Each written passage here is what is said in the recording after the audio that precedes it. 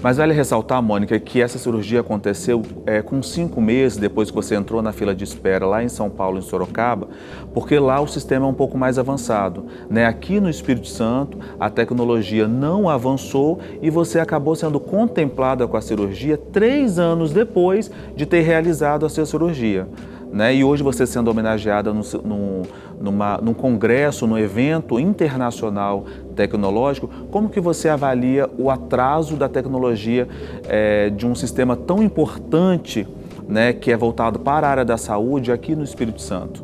Então, Elton, como eu te disse, aqui em Vitória o sistema ele é muito moroso. E o médico viu que eu precisava fazer a cirurgia porque o meu caso estava se agravando. Na época eu já estava com 10% da visão do olho esquerdo. E ele não queria perder a minha córnea em definitivo, porque a partir do momento que chegasse a um nível mais baixo que 10%, era cegueira e não poderia mais fazer o transplante. Então ele resolveu me encaminhar para outro estado e São Paulo aceitou. Mas passada a cirurgia e São Paulo fazendo toda a avaliação que precisava, eles me devolveram para Vitória, já depois de mais ou menos 1 ano que eu tinha feito o transplante. Eles me deram alta, me devolveram para Vitória.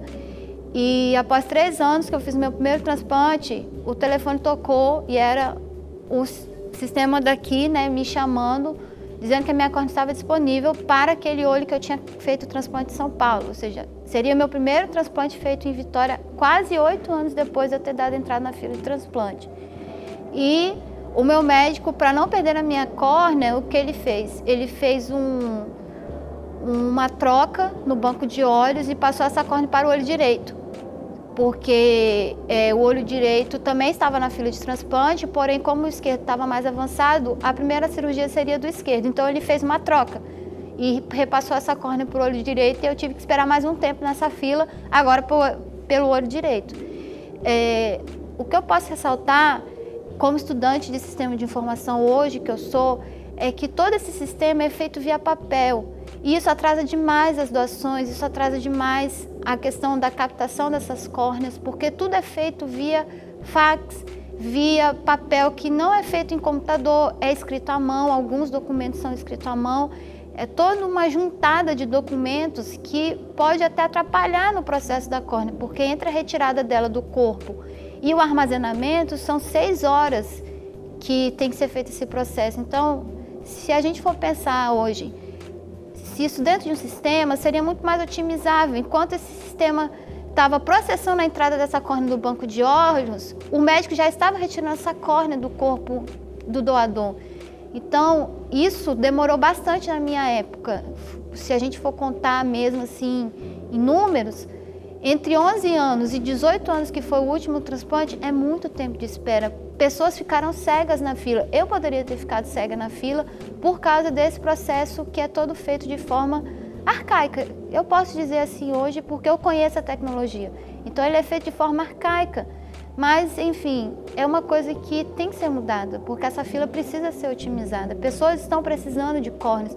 As doações estão chegando ao banco, porém, por esse processo ser tão demorado, está se perdendo córneas, porque depois de 15 dias, se ela não for feita a cirurgia, essa córnea é descartada. Então, pessoas que estão esperando por ela acabam não recebendo, porque o processo é todo lento. E é uma vergonha, Mônica. São Paulo é logo ali. A gente percebe que o Espírito Santo não avançou tecnologicamente falando.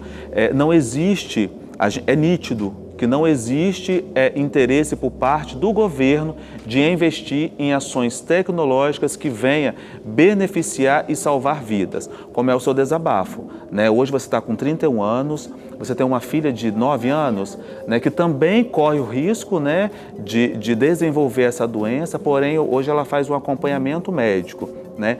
Mas não existe uma tecnologia hoje no Espírito Santo que venha otimizar esse tempo para pessoas que precisam de doação de córnea.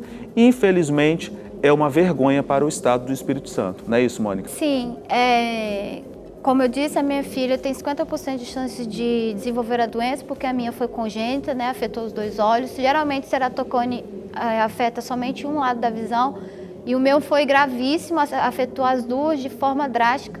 Então, o médico que faz o meu acompanhamento, desde quando a doença foi descoberta até hoje, né, que são 20 anos, ele tem quase a certeza de que o gene defeituoso está em mim, por causa da experiência que ele tem como médico, ele é muito antigo no assunto.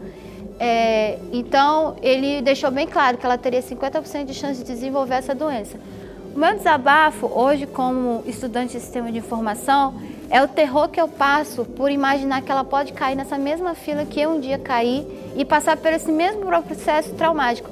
Porque, para você ter uma ideia, Elton, é uma fila invisível, porque você fica ali, não sabe quando o telefone vai tocar, não sabe se você vai ser chamada, a sua visão está sumindo e você não pode fazer nada. Não tem nada na medicina que te ajude. Os óculos são cada vez mais avançados, as lentes cada vez mais finas para facilitar, ter lentes de contato. Mas o transplante em si, ele não acontece por falta de práticas do governo. Porque, para você ter uma ideia, eu visitei o banco de olhos há pouco tempo. E lá só tem computadores, tem informática dentro do banco de olhos, mas o processo é feito em papel ainda. O computador só é usado para poder gerar relatórios em planilhas de Excel. Se tivesse um sistema implantado ali, naqueles computadores, que otimizasse essa papelada, essas informações que eles pegam a caneta, que eles digitam, são documentos que eles tiram cópias, o sistema ele faria tudo isso. Você poderia escanear a documentação, você não precisaria ficar preenchendo nada no papel, era só lançar dentro do sistema e ele geraria todo um relatório de autorização para essa córnea entrar no banco, porque tem todo o processo que é acompanhado pelos médicos do banco de processamento da córnea, para saber se ela é viável ou não para o transplante. Só que esse sistema ele existe. O IFES Campos Serra, especificamente o laboratório LEDS, ele desenvolveu esse sistema há mais ou menos uns 3 anos. Alunos se juntaram junto com alguns professores e desenvolveram esse sistema, o nome dele é SINCAP. E ele está pronto para ser implementado. Então, ele vai vir para otimizar essa fila. Tudo que é feito hoje via papel, esse sistema vai otimizar. Tudo vai ser passado por esse banco de dados desse sistema e não vai ser necessário mais fazer tudo em papel. O sistema vai gerar todo esse processo moroso e gerar resultados melhores, porque o tempo que a pessoa leva para preencher toda uma documentação, para um sistema, é um tempo muito menor, precisa só de alguém para digitar. E nem precisa ser um técnico informático ou um especialista em TI. Basta que a pessoa tenha o mínimo de conhecimento possível de informática para poder utilizar o sistema. O treinamento seria dado pelos alunos do LEDS, pelos professores do LEDS, e essa pessoa iria tranquilamente cuidar do sistema, porque toda a parte burocrática de manutenção, de fazer a questão da atualização, não ficaria por conta de ninguém do governo. A própria instituição daria esse suporte, porque o IFES, ele tem esses projetos sociais de pensar no bem-estar no outro.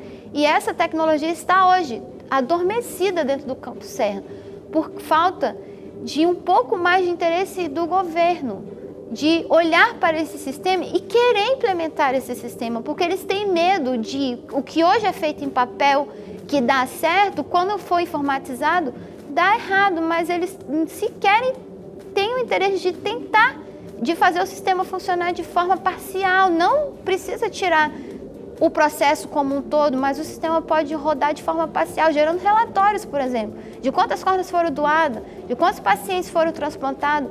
Eu acho um absurdo ficar fazendo isso em planilha de Excel, como eu vi isso acontecer nesses relatórios.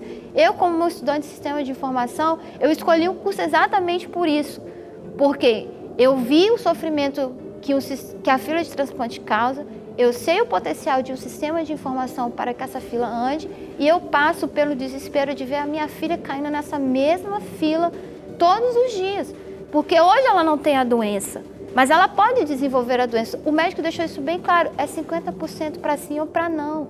Então eu não posso ficar esperando o governo querer ajudar. Eu tenho que fazer a minha parte. Como aluna, eu tenho que fazer a minha parte. Todo o conhecimento que a instituição me dá hoje, eu quero aplicar para que pessoas possam ser ajudadas. Esse foi o intuito da minha homenagem pelo IFES como um todo. Eles querem que isso seja visto pelo mundo, de que há pessoas dentro das instituições que passam por esse tipo de sofrimento, que passam pela falta da tecnologia E não porque as faculdades não querem ajudar, mas porque existem pessoas que não têm o compromisso de querer estender a mão ou abrir uma porta. Mônica, muito obrigado por ter vindo aqui no Na Lente contar a sua história e realmente a homenagem foi lindíssima. Só pontuando a sua fala, quando você disse que o governo do estado ou o governo tem medo de investir nessa tecnologia, eu vou além. Eu acho que não é medo. Tá? Eu acho que é falta de interesse mesmo, porque requer um investimento financeiro e não existe interesse em investir nessa área tecnológica. Tá? Mas boa sorte para você. Muito obrigado pela sua presença aqui no Na Lente. Nós vamos para um rápido intervalo e na volta vamos com Débora Brasil.